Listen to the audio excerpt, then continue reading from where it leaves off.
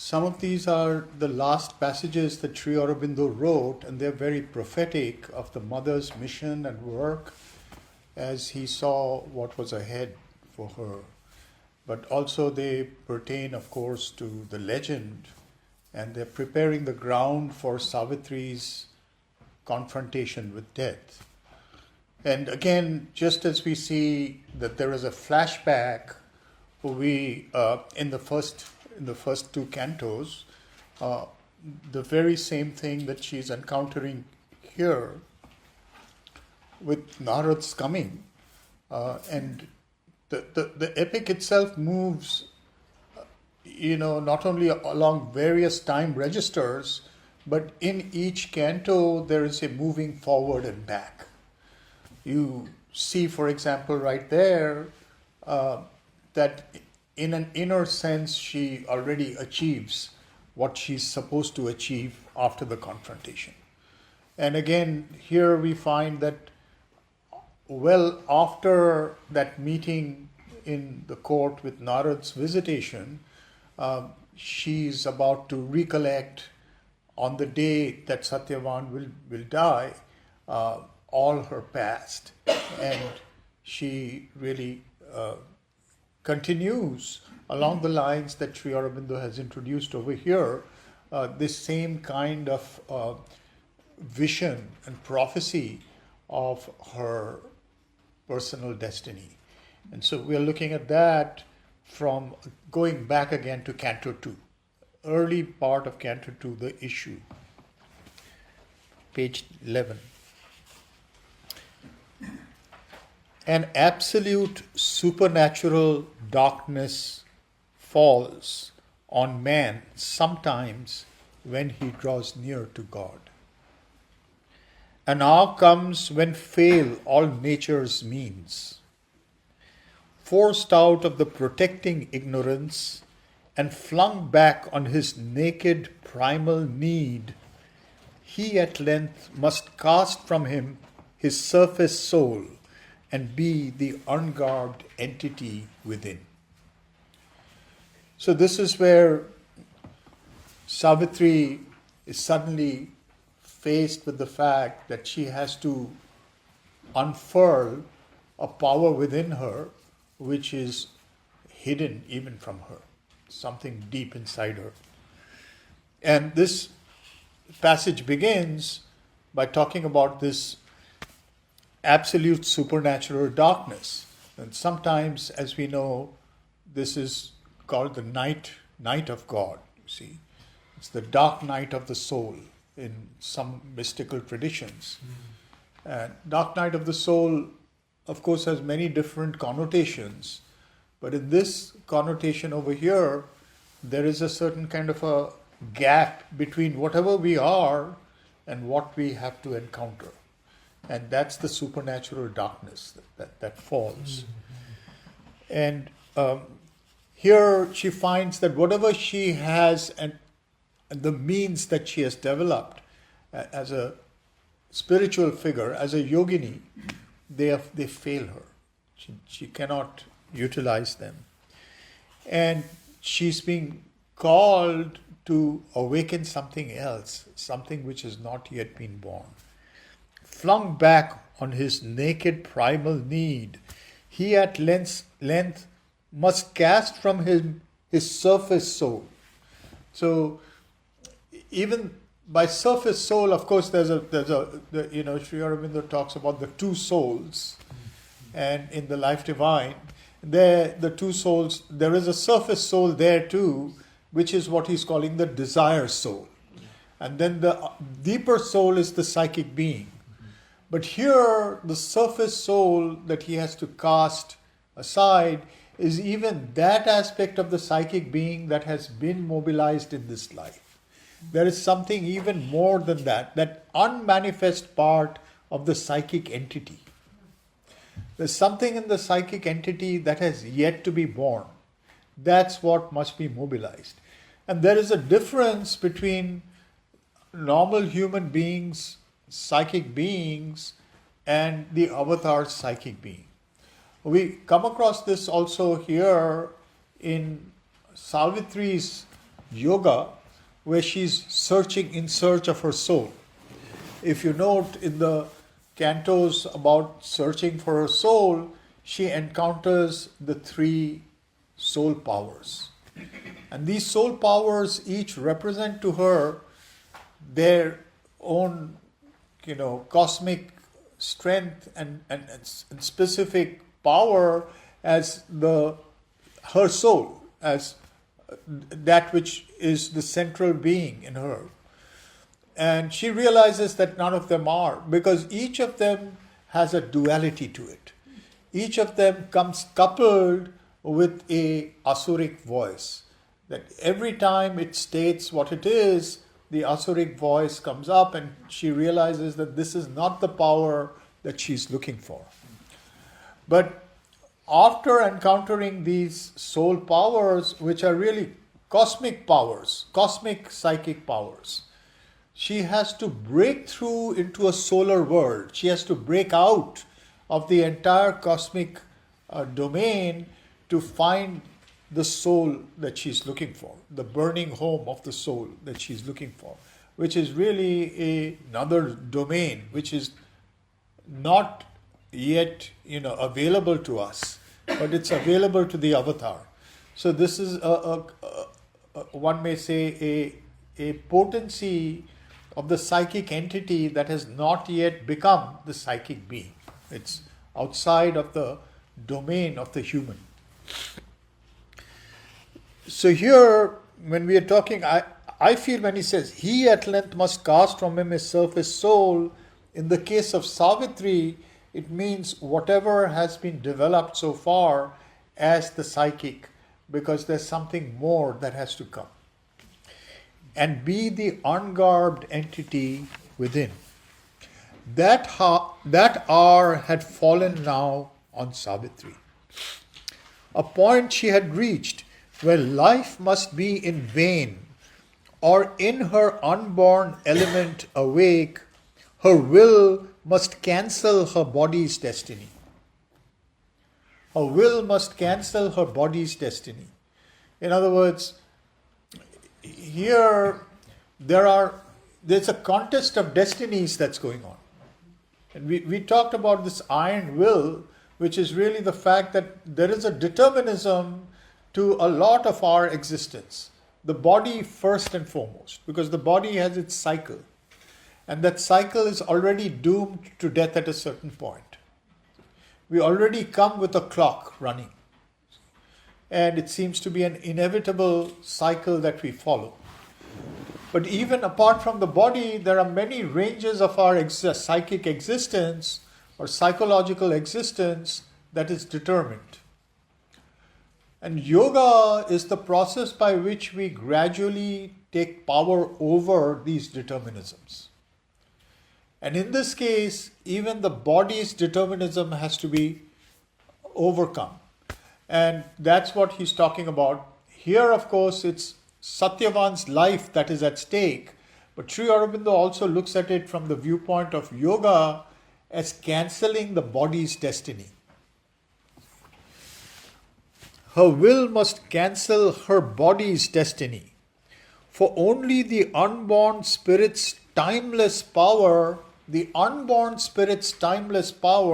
this is the psychic entity that has not yet become the psychic being, not yet taken a form. It's the unborn entity's power, timeless power, can lift the yoke imposed by birth in time.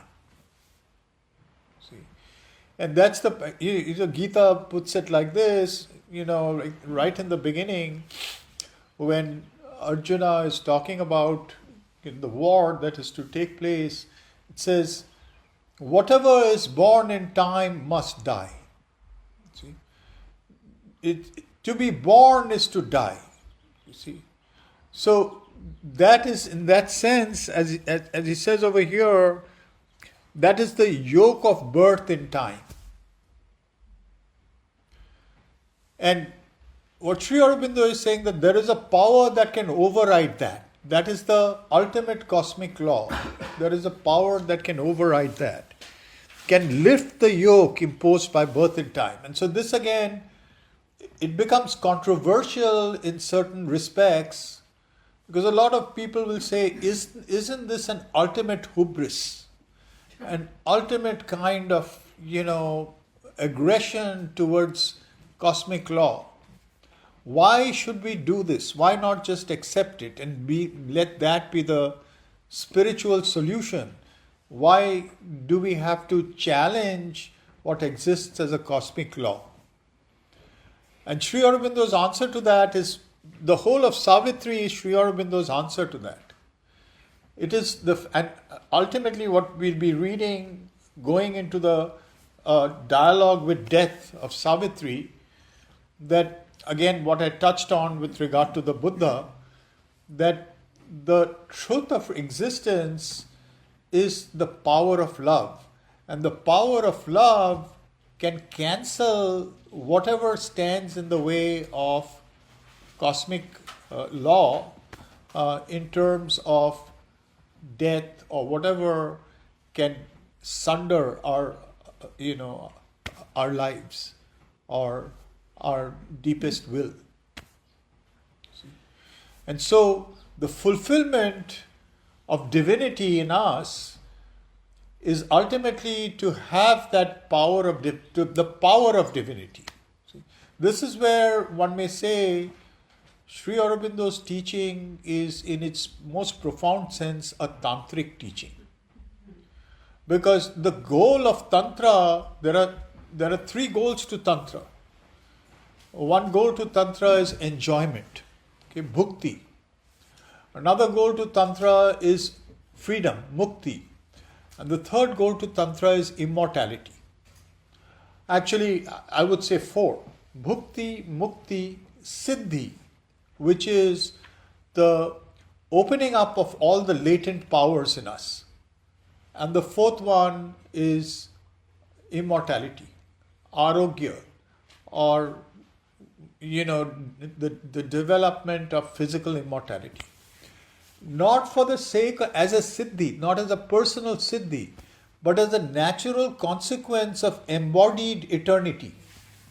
If the divine is eternal, either we have to say that the body is actually false, or we have to say we don't have the power to express divinity in the body.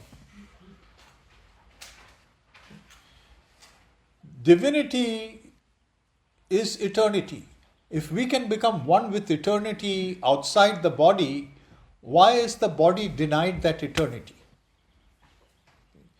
This is the logic that's being followed. An integral divinity must include every range of one's existence, down to the body. Yes? So we are eternal. I mean, are born we are again eternal. And again. So we Yes. are eternal already. Yes. So Yes. is the problem with, I mean, I get what you're saying Yeah. now, but Yeah. is the biggest problem with death the forgetting part? Because we forget, and we kind of have to start over. Yeah. Is that? It's one of the two biggest problems. The second biggest problem is the subjection to a process that is outside our control. Okay, yeah, that's what you were talking about. Yeah. just now. So, even, I'm glad you brought that up, Swaha, because when we are talking about eternity expressed in the body, Sri Aurobindo is also very clear, as we see in, I think, maybe the very first chapter of Synthesis of Yoga, where he says, the condition of a material immortality is to be reborn perpetually in time. The condition of a material immortality is to be reborn perpetually in time. What does he mean? Not only that we take rebirths, but we are reborn at every moment. And that process of creatively rebirthing oneself is the way to express eternity in one's life. Not that I'm subject to some forces, I run down, I lose my consciousness, and I'm forced to return in another body. I remake myself. See? So that continuous remaking of oneself and emerging into different forms through the plasticity of material existence is the immortality he's talking about. So in that sense, that law, which is outside of this cosmic law right now, but which is really the way by which the spiritual power can enter into the cells of the body, which is the work the mother was doing, is what he's talking about here. And that is what Savitri is experiencing on the day that Satyavan must die, because she has to harbor that power to win over the problem of death. So her will must cancel her body's destiny, for only the unborn spirit's timeless power can lift the yoke imposed by birth in time. Only the self that builds this figure of self, the self that builds this figure of self, can raise the fixed interminable line that joins these changing names, these numberless lives, these new oblivious personalities, and keep still lurking in our conscious acts the trail of old forgotten thoughts and deeds. Disown the legacy of our buried selves, the burdensome heirship to our vanished forms, accepted blindly by the body and soul. Burdened airship. What is It's the blind acceptance. We are subject to this process. And also, we forget again and again. Yeah, John Robert. I'm just struck by this line of burdensome airship Yeah, to our finished form. yeah, yeah. So this is the thing that we don't know what we are carrying with us. And the word burdensome over here is a reference to karma. Is a reference to the fact that the momentum of past lives is living in us. And we can't do anything about it. We've suddenly appeared with this burden from the past. And we don't know what it is. I wanted to say something. That's the part about, the trail of old forgotten thoughts and deeds, our buried selves, our vanished forms, the burdensome heirship of our vanished forms. Yes, John Robert. I wanted to say something else about this, the kind of mortality that Aurobindo said for the body. Yeah, It's a continuous rebirth. yeah, And actually the body is already doing that. yeah, I mean, you have a wound and you have the wound is fixed. So there's a certain level of that knowledge that's already in the body. yeah, And absolutely. a certain level of it that's not yet in the body. Yeah, right. So there's a couple of things there that yes, a certain level of that is in the body and it forgets at a certain point. Cell division stops at a certain point. A certain kind of immortality is already in us because we are reborn from life to life. And sometimes we remember, we have glimpses of that. Sometimes we don't. But at the same time, there is a big, deep forgetting. And there is a sense as if something has already decided certain things in our lives which we have no control over. So those are the problems that he's talking about. Ultimately, it's not something, without any precedent, as it were. It is already in us, but it isn't manifest in its conscious power. The consciousness has been withdrawn. That's what's being talked about. I'm thinking of the phenomenon now too of near-death experiences. Yeah. And partly due to our medical advances, but that is also kind of like a shadow or of that, which that immortality. Yeah. Yes. Yes. True. This word raise, R-A-S-E, Yeah. it means to destroy or to tear down. Yeah. And it's funny, when you read it and I was listening, I heard raise as in lift up. Oh, You know, okay, but then I looked at it right. and I saw, oh, it's RASE. Yeah, it's like erase. Like You know, erase. wipe out. Yes. Yeah. Yes. Yeah. So, it looks like this Vishesha, the particularity, Yeah. it is kind of following it's at the cost of losing the totality. Like, as you were saying, like the body organs and, like from plants to animals, like the animals, their whole division process is more geared towards specialization Yeah. and organ oriented and all that. So basically it's more almost like you are being specialized by forgetting what you were capable of. Yeah. So like the totality. Yeah.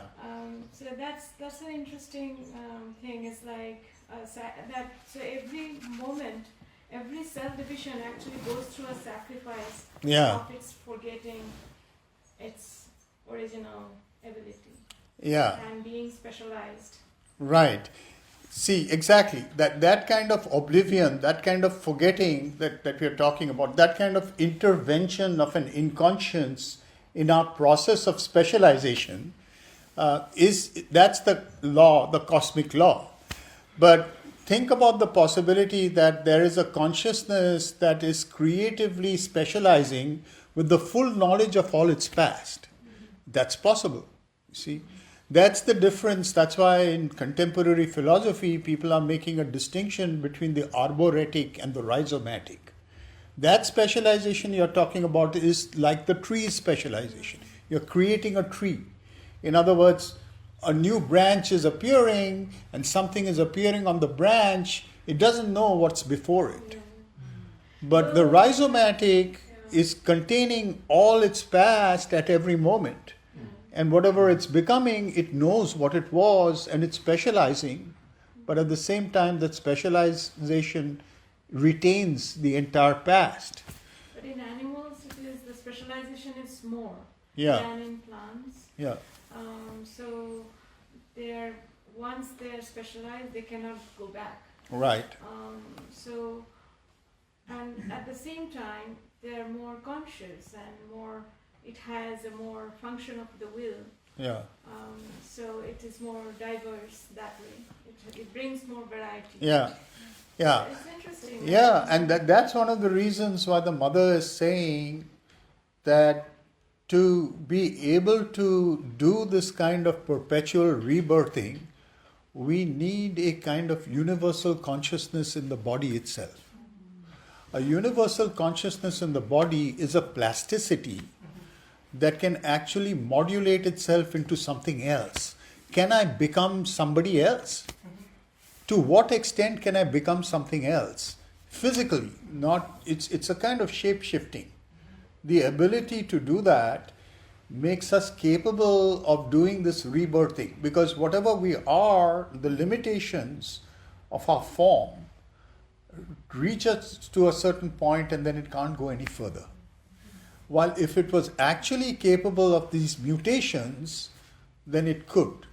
See, this is one of the yogic properties that a supramental, kind of progress will make possible. How to overcome the deterioration in programming? Because I felt like since I read Mind of the Cells in 1982, I've been telling my body, not necessary, aging doesn't have to happen, I don't believe it, no need to break down, don't do it, we don't need to do it, it's still happening. So it's Yeah. like, and my mind is like really against that program and has Yeah. been feeding, a different possibility Yeah. for a long time, but still It's not easy, that's the cosmic law. But what this book is saying, as well as what Sri Aurobindo is saying, the mother is saying, is that potentially it's already been done. And the kind of thing, it may take one life, it may take more lives, but ultimately it's developing the aspiration in the body itself. Yeah. In the record, it's interesting, in the record of yoga, there's a place where Sri Aurobindo is dealing with some of his diseases. He has some chronic diseases. One of them is a backache.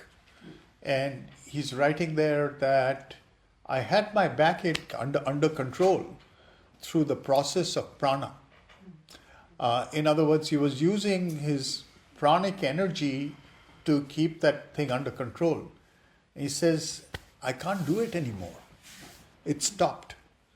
And after some time he says, I now realize the reason the master of the yoga is not giving me that, not allowing that thing of the prana to work is because he wants the power in the body. The power in the prana is preventing the power of coming into the body. Oh, interesting. Yeah. So it's like, the integral realization, ultimately every aspect of our existence has to become divine by itself. So the body has to open up to this same aspiration. The mind has opened up to the body, may not even know about it. But at some time it does, at some point it does. And then it starts opening up and it has its own, siddhi, so to say. Yeah. I think we see such an Karen. astounding example in nature with the caterpillar and the butterfly. I mean, because when the Yeah. caterpillar does the cocoon, it basically, I know it doesn't go, it's something like formless. Yeah. It becomes formless in this protected cocoon, and then it emerges as this whole other creature I with know. a whole other capacity. Yeah. Yeah. And capacities, not just to fly, but to pollinate. Yeah. So we have this wonderful symbol. Yeah, nature has such amazing symbols that, I was just thinking about that recently looking at a butterfly. Yeah. I mean, how can this creature that looks completely different, a worm, become this other creature? Yeah. It shows the same capacity of the physical to mutate so radically and express a completely different program. And the mother is saying that ultimately the human being has to be like that. The plasticity has to come to that point. I'm thinking about, it's rare if you see in terms of the amount of people Yeah, we of have in course. humanity for the people that are seeking those things. And I think about the automatic processes, because when you say the word mutation, I see when you have children, you're definitely, in a way, making it easy for processes of mutation to happen where you cannot do it, where there's Yeah. limitation from what you can achieve with your body, and a lot of people are not even seeking it, right? So nature has to have a way Yeah. to make life continue through the different bodies by making two different worlds come together. And in itself, I felt that in my personal life, everything that I didn't have was what my son got from his dad, and the other way around, as if there was a way in which the mutation that needed to happen for that, my future bodies to come, needed to happen from a different body as well, and that was a process of nature, right? Right. While we can do that individually, Yeah. but there is also something more automatic or more easily available for whoever is not even intentionally seeking that. Yeah. That's happening because Yeah. something automatic needs to kind of take care of it too. Exactly. That's nature's process. That's why I was saying immortality is the way in which it's a whole field of immortality. And nature creates its own devices of immortality. This is part of it. It's the kind of the lineage that goes down and actually brings this sort of plurality into a person is happening through nature. But this kind of thing can happen in the individual by consciousness. And that's the point that's being made, that can it become a conscious process in the individual? Devashi, I'm looking at this also from the point of view of outward action from life to life. Yeah. And this line here, the trail of old forgotten thoughts and deeds disown the legacy of our buried selves. Makes me think of samskaras. Yeah, That is, say in one life the person's following a particular line. yeah, Maybe for many lives he's a warrior, yeah, right? yeah. But the time comes where in the future life, that's no longer his dharma. Yeah, So he has to throw away Yeah. that particular line of development Right. in order to take up the new line. yeah. Does that sound? It does. It does. Actually, in fact, that's what the mother is saying about death. She's saying that whatever powers you've developed in a certain life, that actually the circumstances of that life afforded, that's a kind of specialization. You see, but the soul grows tired of it at a certain point. It wants another line of development altogether. Yeah. Just like you said, it's sort of developed as a Kshatriya of some kind. Suddenly it wants to develop as a Brahmana. Yeah. Yeah. But it hasn't retained that plasticity to be able to do that now. It's too specialized in its own mold. So it dies and takes another body which will make it, and other circumstances which will allow that to happen. Yeah. Now, why does it want to do that? For integrality. That's the reason is ultimately every individual has to have the possibility of an integral expression. And so long as we are in the cosmic law, it's the four Mahashaktis that act separately. Each one has got one of them. The psychic being in the ignorance has got one Ishtadevi, one of these goddesses. It could be a combination also, but basically it's one that predominates. But he's saying that in the supramental change, it should be possible for all the integral Godhead, the integral goddess, the Shakti, to be able to make you whatever you want at that time. There is a specialization, but at the same time, there is a possibility of becoming anything.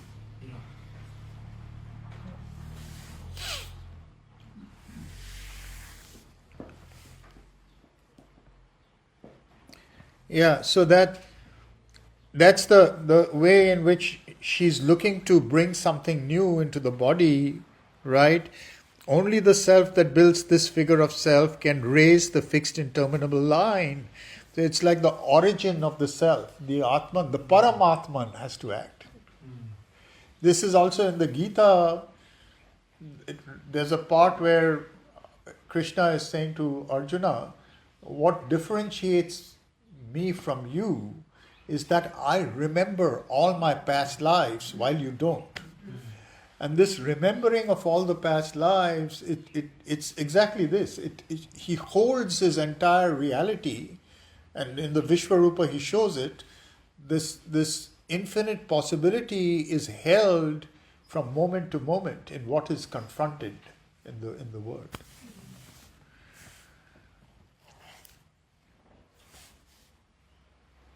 The trail of old forgotten thoughts and deeds disown the legacy of our buried selves, the burdensome heirship to our vanished forms, accepted blindly by the body and soul. An episode in an unremembered tale, its beginning lost, its motive and plot concealed. A once living story has prepared and made our present fate, child of past energies, the fixity of the cosmic sequences, fastened with hidden inevitable links, she must disrupt. Dislodge by her soul's force her past, a block on the immortal's road, make a raised ground and shape anew her fate. In other words, this determinism that has developed from the past, this specialization that you're talking about, that has actually, in a sense, made us who we are, we don't have any control over it.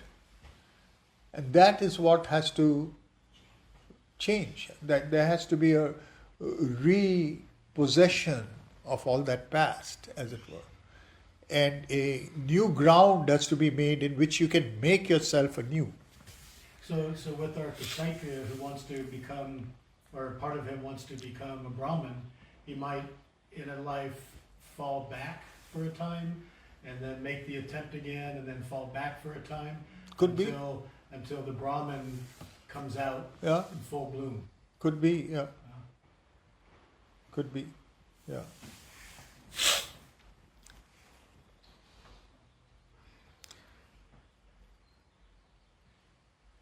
A colloquy of the original gods, meeting upon the borders of the unknown, her soul's debate with embodied nothingness must be wrestled out on a dangerous dim background. So again, there is a similarity to what we had read. That this is that kind of tremendous contest going on, a cosmic contest going on, a colloquy of the original God, a colloquy of the original original gods. In other words, these original gods, these are the gods that keep the cosmos in place. And they're talking to each other. A colloquy is going on.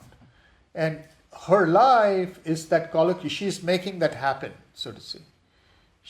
Her life is the colloquy of these original gods that is going to decide the fate of the cosmos. Meeting upon the borders of the unknown, her soul's debate with embodied nothingness, which is really what the last part, the debate with death after Satyavan's death, it's this, her soul's debate with embodied nothingness that's going to happen, must be wrestled out on a dangerous dim background. Her being must confront its formless cause, against the universe weigh its single self. On the bare peak where self is alone with naught, and life has no sense, and love no place to stand, she must plead her case upon extinction's verge. In the world's death cave uphold life's helpless claim, and vindicate her right to be and love. Altered must be nature's harsh economy. Acquittance she must win from her past's bond, an old account of suffering exhaust. Strike out from time the soul's long compound debt, and the heavy servitudes of the karmic gods, the slow revenge of unforgiving law, and the deep need of universal pain and hard sacrifice and tragic consequence.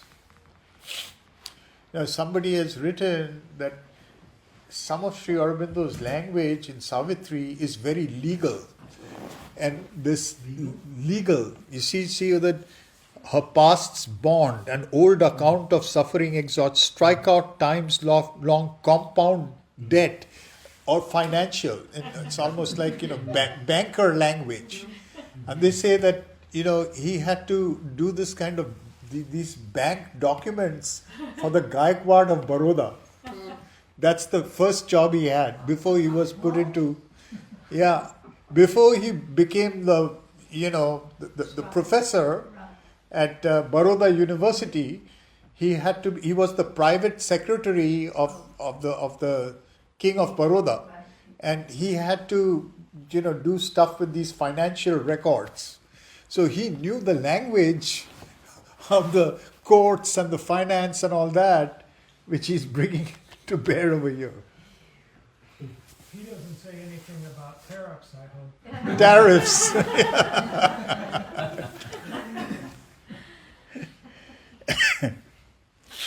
That's death study.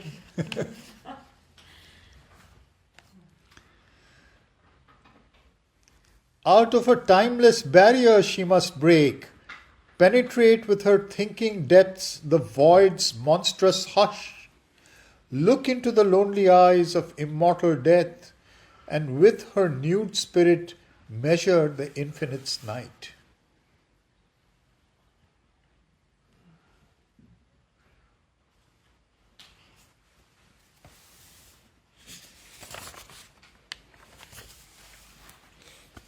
So this, in a way, parallels what we had read. It really prepares her for her destiny.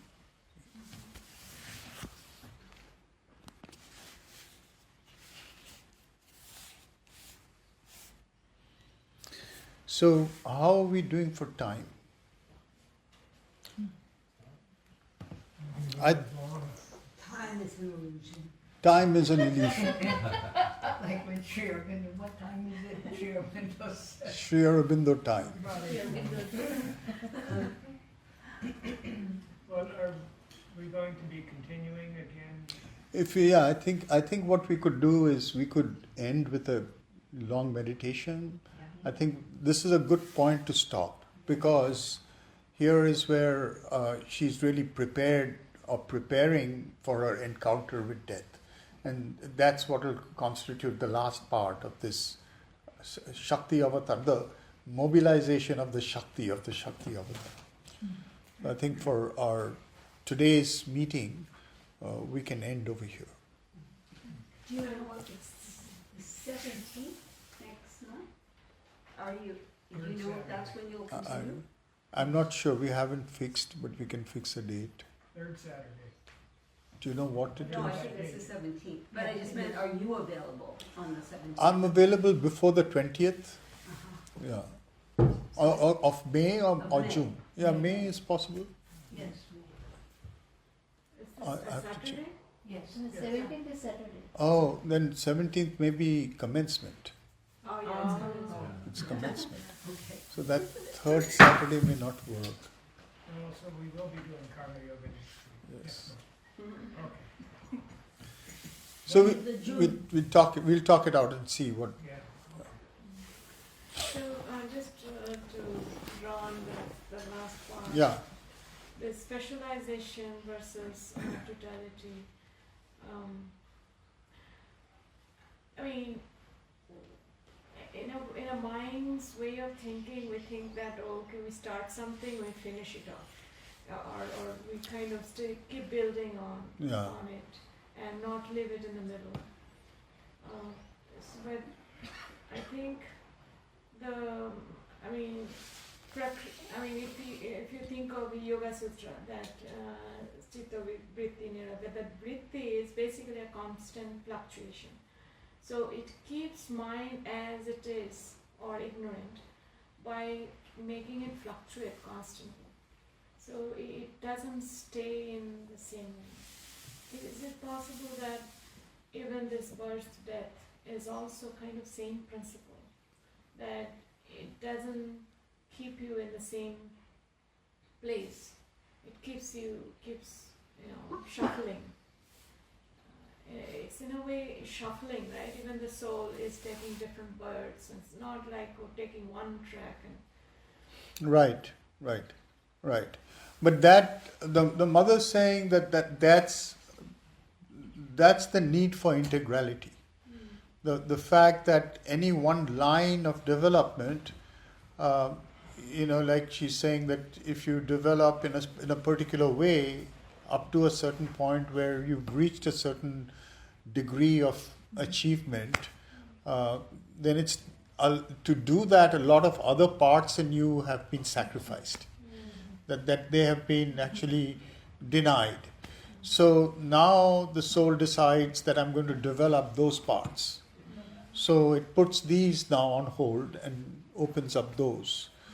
So she's saying that that's exactly, the way in which, even in terms of kind of normal, apart from the body, just the consciousness, the vital, for example, our capacity to even have relations with others, right, is limited. Very quickly we find there are blocks, that it's not, I feel discomfort, or I feel certain types of boundaries to my ability to deal with certain people. Right? While other people I might find much easier. That's because there are parts of my nature that are more conducive or harmonious with certain types of people. So that's exactly where she's saying that, if part of the yoga is to dissolve those things and become more and more universal. To the extent that one becomes more universal, it's possible to last longer, because she's saying that in these cosmic laws, they're very complex. So it's just not only what individual is doing, just like she was talking about, Sri Aurobindo was talking about these rhythms, like, so these cosmic rhythms are going on. So according to these cosmic rhythms, we are all entangled, and we are all interacting with each other according to certain, kind of rhythms. We are encountering other people, and all that is happening. It's happening according to a very complex rhythm, as it were. But we only have a certain amount of capacity to be fully, compatible with that rhythm. While in a perfect world, we'd be exactly compatible with that rhythm. Whatever is coming, we'd be able to fulfill it perfectly. So for that kind of, to build that universality, we have a limited capacity. So that's one of the reasons she's saying that the consciousness also, it's not just the body, the consciousness also reaches a dead end and feels that to become more adapted, it needs another body. I mean, what I'm intrigued by, just flashed to me that starting from the mind's attention fluctuation to all the way society, and it's like in society also, or even in community, it's a scientific community, something gets built and suddenly nothing works. And people just leave it as if it never happened and something else. And then from life to life, that you, like from Kshatriya to Brahman, whatever. So I'm saying this kind of, as if like something is experimenting. Right. And also it becomes creative in a way. And at the same time, nature has a kind of universality. Just like, remember, you were talking about the fact that even thoughts are not individual. You see, so like, if there's an idea, if 5 people are talking, different aspects of that idea are expressing. Each one of us is expressing only one aspect of it. And if we are open to the others, then a much more integral thought or idea emerges. So in that same way, you find that, in terms of expression of things, an individual may come to a certain point and may, as you said, give it up completely and move into another line. But whatever has achieved may move to somebody else.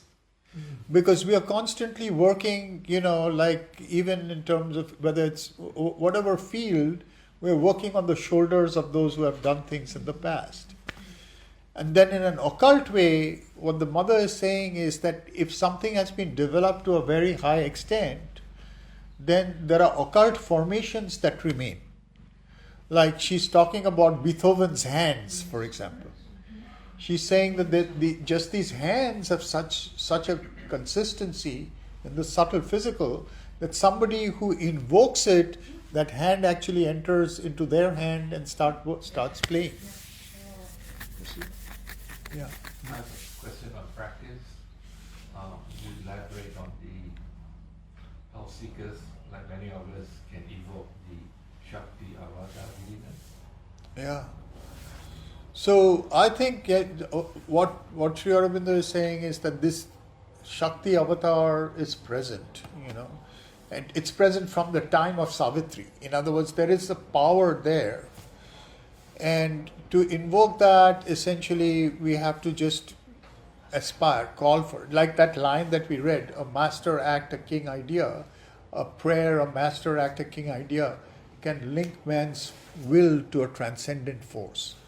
So if we have that faith and call, then something greater starts acting in us. See? And to the extent that one recognizes that, one can become more and more open to that. And one feels that is acting through one. Yeah. Ashish. You talked about this, our mind. We have a mind, and a lot of times there is a universal mind that works. Is it like the part of the so-called the cosmic consciousness that exists, like almost like a fundamental particle like the David Chalmers and people are talking about, it's the beginning there was consciousness and then came the matter, etc. Is this how you are, some of these things can be interpreted, that because that consciousness is already there, the rhythm is already there, and these are, even we in our Advaitic Vedanta, we say that everything is conscious, it's just a level of this thing. Yeah, undoubtedly, that we can talk about a cosmic consciousness. A cosmic consciousness, and Sri Aurobindo uses the term real idea. So there is an idea. That idea is manifesting in time. But that idea is manifesting not as a kind of superimposition upon beings. It is, but all the same, these beings are actually also that idea. In other words, we are the creators of that idea. And to the extent that we don't know that, we become subject to that idea. But if we can find the origin of who we are, then we find that we have the creative power of that idea. It becomes creative in us. Yeah. John Robert. So I'm thinking about the main contest that Savitri has here, which is overcoming death. And we've been talking about it as in terms of limitations and specializations and things like that.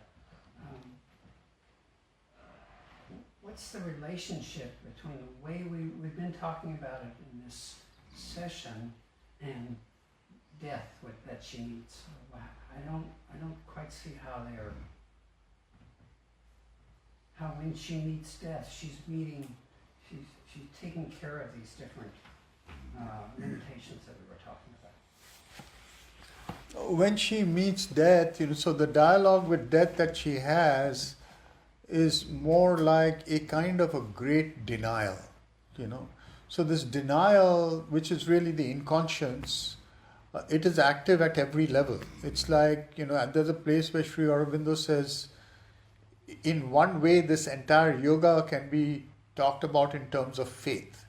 So he says, if I had faith to the last cells of my body, I'd be transformed this moment.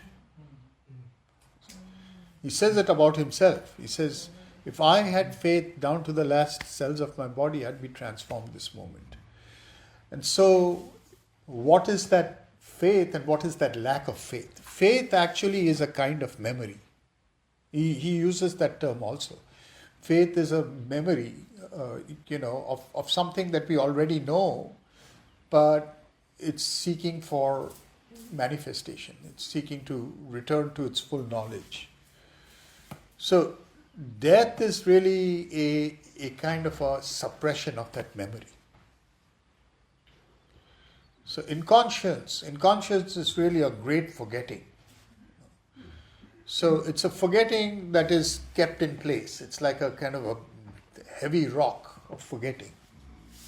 So that rock of forgetting has to be confronted and really challenged at every level of the being. And that's what's happening in that dialogue with death. Death as a presence is casting its denial of everything that Savitri stands for, and she's responding. So that's the debate. But the debate really is won by power, by the fact that she forces her view on death, and ultimately, irradiates it. So then, what the mother said about power and how important the power was, Savitri embodies that. Yeah. And that overcomes any limitations that it wants to. Yes. Would that power and that faith also be consonant with sincerity? Yeah, absolutely. So, if you're sincere in all the planes and parts of the being, and down to the cells, you're transformed instantly. That's possible. But then this Shakti has a bigger openness for that, and that's why it says that there was more potential for the mother's transformation than him because of Shakti. for some reason Shakti's Probably, qualities yes. are more prone to the faith deep Probably. down. Seems to be so. That's what it seems to be. That's what it seems to be.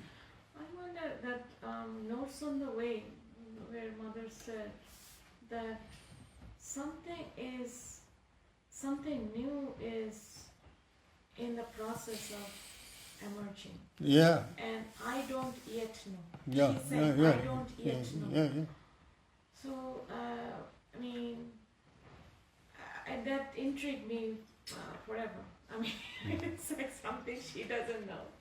And she is intrigued by it, in other Yeah. words. So this immortality also, like, we kind of mentally understand what really immortality is. I agree. I agree. I mean, that you're right, and most of the agenda is like that. She's really bringing, into. I mean, she's contacting something that's totally new, and she's not herself aware of. Can't put it into words. Yeah. Yeah. So, in experience, that's what it is, and that's why Sri Aurobindo is using this term about the unknowable. Clearly. Or, a point in her unborn element awake, her will must cancel a body's destiny. It's also in this supernatural darkness that he's talking about. It happens a number of times in Savitri that a person reaches a point where all that person, it happens both for Ashwapati as well as for Savitri, that there is a long period that they don't know who they are, what they're doing, and at a certain point something happens, something really starts forming, a new thing starts forming, and they become somebody else. Yeah.